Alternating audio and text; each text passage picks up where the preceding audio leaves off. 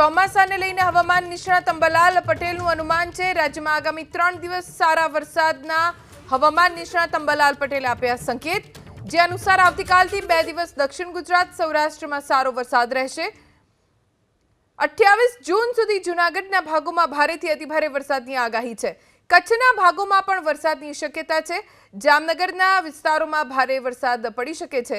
સૌરાષ્ટ્રમાં રાજકોટ, સુરેન્દ્રનગર, હળવદ, ધ્રાંગધ્રા સહિતના વિસ્તારોમાં વરસાદ પડી શકે છે। ઉત્તર ગુજરાતના બનાસકાંઠા, મહેસાણા, પાટણ, સમી, હારીજ, વિસનગર સહિતના વિસ્તારોમાં સારો વરસાદ પડી શકે છે। અરવલ્લી, સાબરકાંઠા તથા કચ્છના ભાગોમાં પણ સારો વરસાદ પડશે। આજ સવારે મેઘાડો કરવામાં છે, એટલે લગભગ 3 દિવસમાં વરસાદ થવાની શક્યતા રહેશે। મેઘાડવો ચોમાસાની શરૂઆતમાં આવે તો વરસાદ થવાનું અજાણ છે। ભાદરવામાં મેઘાડવો આવે તો વરસાદ બંધ થવાનું અજાણ છે।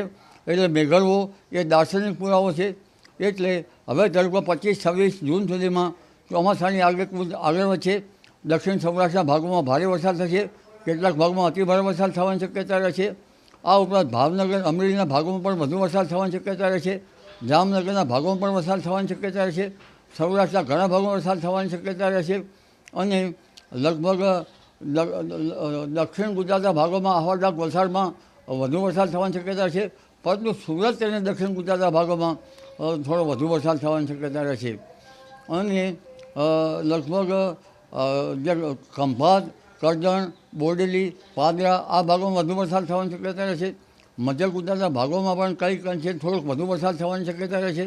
ઉત્તર ગુજરાતના ભાગોમાં પણ લગભગ વરસાદ થવાની શક્યતા રહેશે।